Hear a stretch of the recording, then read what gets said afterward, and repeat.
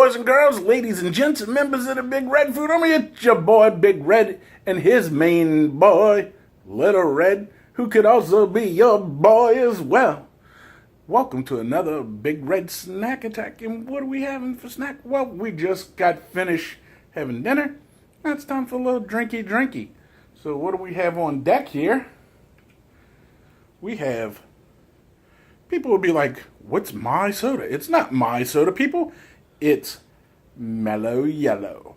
I haven't seen Mellow Yellow since I was probably younger than him. It's an old Tommy drink, and I happened to see it in the store, and I was like, you know what? He likes all those citrus drinks like the Dew and the Mountain Dew and the Doo-Doo and the Hoodoo Voodoo. So I figured he would need to try this at least once in his life. So, let's see what he thinks of the citrus... What's that say on there? Citrus flavor soda? Mellow Yellow. I mean, this is not even a can I remember when I was a kid, but, they got all newfangled. Made by Coke. Is it made by Coke? Mm-hmm. I don't know if Coke always owned them or not, though. I mean, because I think, at first, I don't think they owned Sprite either.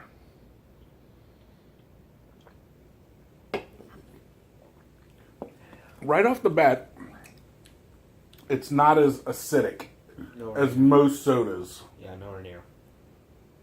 That's why they call it mellow. You think stoners made this? I think because it was mellow. This is like the hippie soda, man. Bring peace by drinking Mellow Yellow, dude. Makes you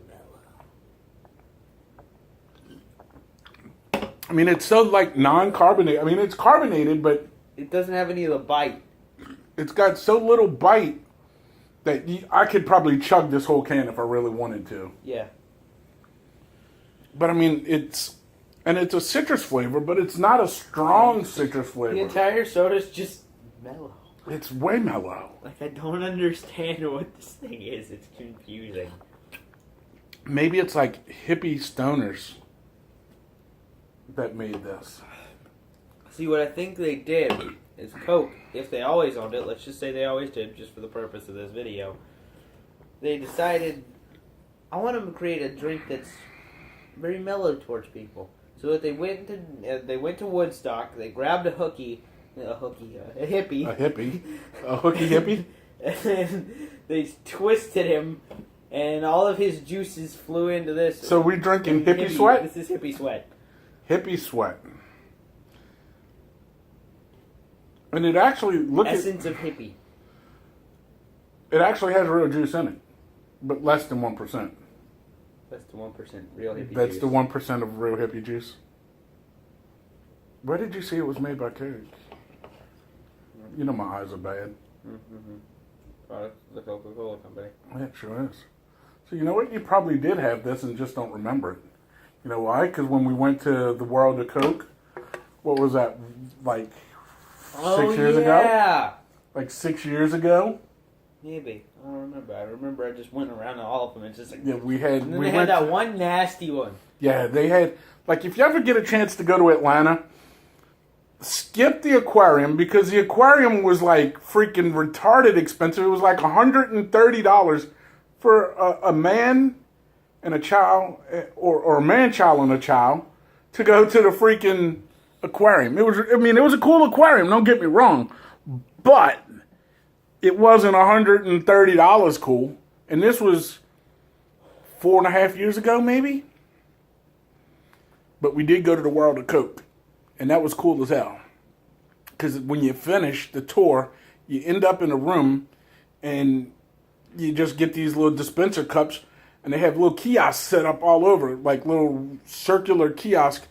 And they're labeled like North America, South America, Central America. And... They had a Europe one too. They had Europe, they had Africa, they had like Asia. And then they had like subparts of Asia. Like they had just the China section and the Japan section. Because Coca-Cola makes stuff worldwide, and they make, not only do they make their flagship stuff, Coke, Sprite, What root beer they own? They own Barks, don't they? Barks, yeah. So they make all of that, but they make stuff with flavors of different regions. And I mean, some of them were pretty cool, and some of them were just like ass. I remember the one really nasty one was in Europe. Yeah, it was just assed out. It was probably ash juice. I don't know. But, so you may have had this and you just don't remember it. Maybe I did. It does taste somewhat familiar. But I mean, for all practical purposes, let's call this your first time having Mellow Yellow that you know of. What do you think of it? Other than the fact that you think it's hippie sweat.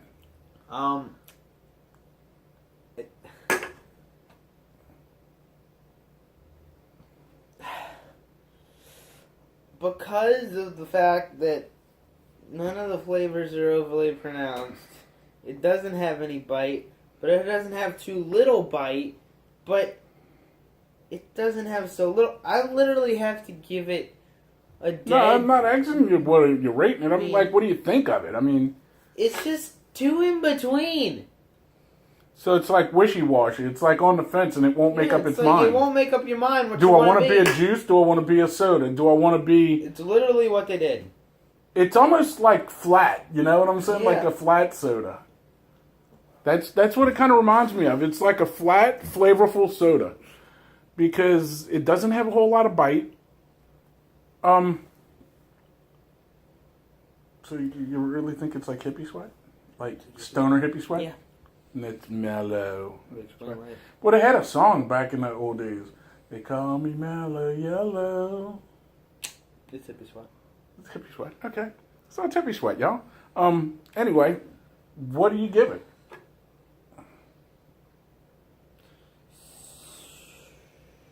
I know where I'm going with it because I dig it. I mean, I'll give it like a 3.75. Let me see, you got a wall here or a wall here? I'd give it... I'm going to give it a 2.75. Really? It was on the weaker end for you? It was on the weaker end for me. But to me, I'm giving it a 3.75, which is a little above average. I mean, it's not a freaking thing that I'd want to drink all the time, but I mean, you know, hey, when you want to be mellow. It wasn't bad, but it was I wouldn't even say it was good because it was, I mean, it's worth drinking at least once in your life just so you could say I had a Mellow Yellow. And you drank hippie sweat? And you drank hippie sweat, but... Stoner hippie sweat. But, I mean, it's just so dead middle of the road for me. I can't justify it. Okay, well, there you have it, boys and girls. So over here, he gives it a 2.75. I give it a 3.75. Over here, you got a subscription button. Please consider subscribing to the channel if you have not done so already. Next to that's the notification bell. Then over here, you had the thumbs up, thumbs down. Bam! Just hit us with one. Let us know you're watching. And then down below, you know the drill. You got a description box with a description of the video with links to follow me on Facebook, Instagram, Twitter, as well as a link to this channel's homepage where you can find all the older content separated by series with a link to my friend's t-shirt website where you can buy Big Red Show t-shirts. And you can also Dark Side of Red t-shirts. Yeah. Help put this kid through school. Anyway.